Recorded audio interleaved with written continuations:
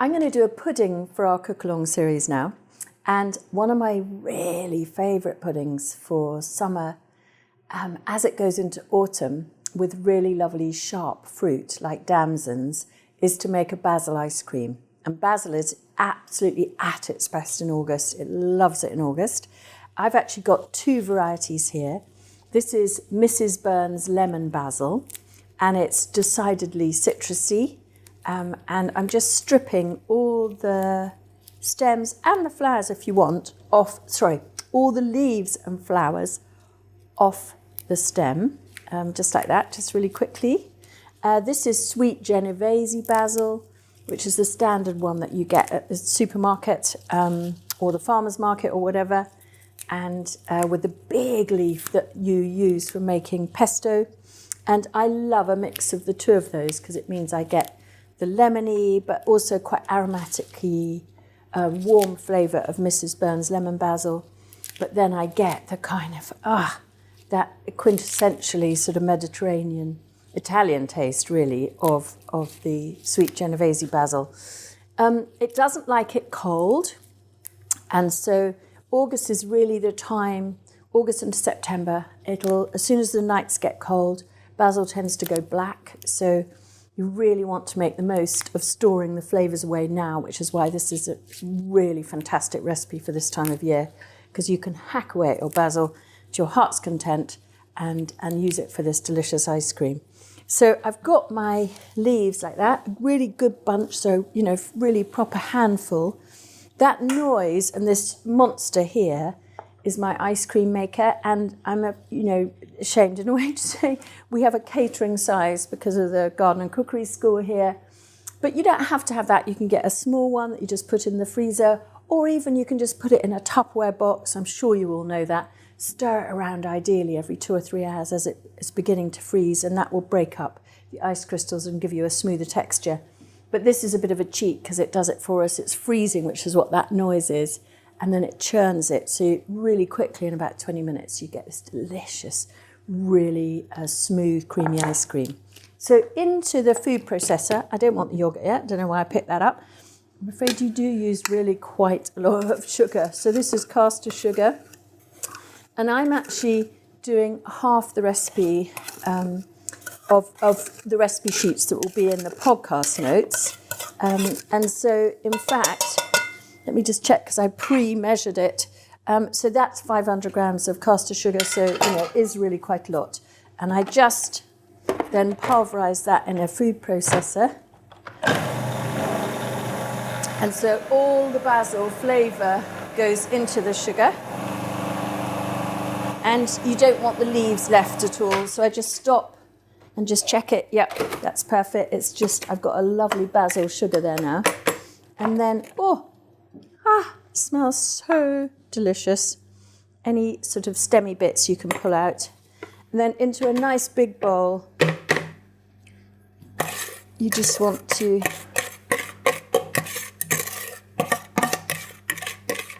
scrape that down. So into that, I'm going to use 300 grams of mascarpone. So again, I'm doing half the recipe. This is a 500 gram tub, so I'm going to use 2/3 of this. So sort of 2/3 of it. Mascarpone, very intense, rich cream cheese. So I'm not measuring it. I rarely measure things specifically. I mean, it really doesn't need to be precise. And then in this recipe, again, normally for full quantities that we put in the freezer, you would have 2.5 litres of yogurt, but so I've got 125, which is the whole of this. And half of this. Both Greek yogurt. You can use kefir actually, if you want to have a sort of healthy quantity of kefir, which of course is incredibly good for your gut microbiome. And I quite like using 2 different Greek yogurts because this is runnier, the Yo Valley one, which I like very much. So I'm just going to do half that tub, which is about there. And then you just combine it. And that is it. It's such a great recipe because it's so simple.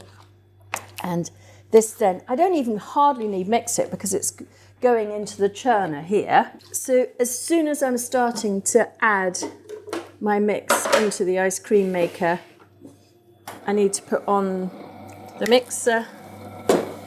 And so it really does it all for you.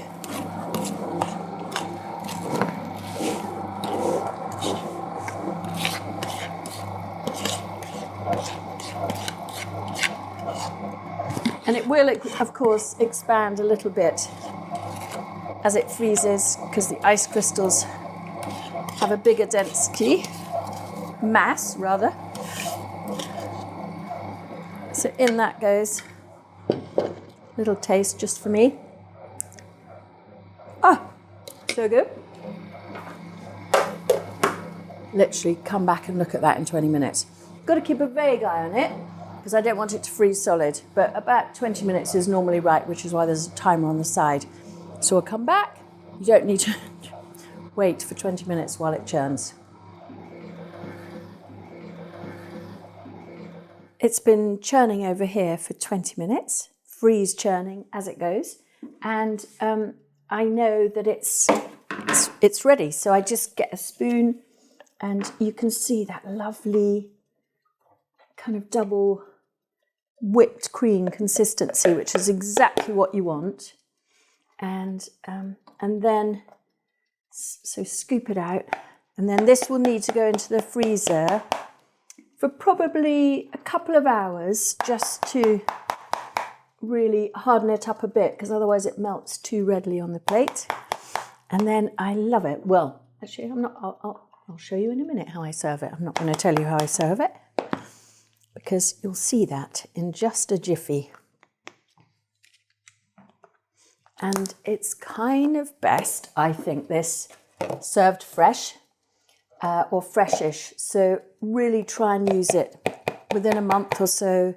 You just get, it's much creamier, more gentle crystals. And, you know, the thing about those ice creams that have been sitting in the freezer for months, if not years, they have to use lots more slightly dodgy fats to make them emulsify and make them creamy even in that condition. And this is not true of this. It couldn't be fresher and lovelier. And so eat it when it's at its very, very best. Yum, yum, yum. Absolutely delicious, completely fresh garden ice cream. And I'm now going to just put it for a couple of hours into the freezer. So I've had a bit of a clear up because the ice cream makes a terrible mess. Well, not a terrible mess, but it does make quite a mess. And so it's been in the freezer for an hour. To be honest, I prefer it was 2, but I want to show it to you. It may be still a little bit soft, but let's have a look.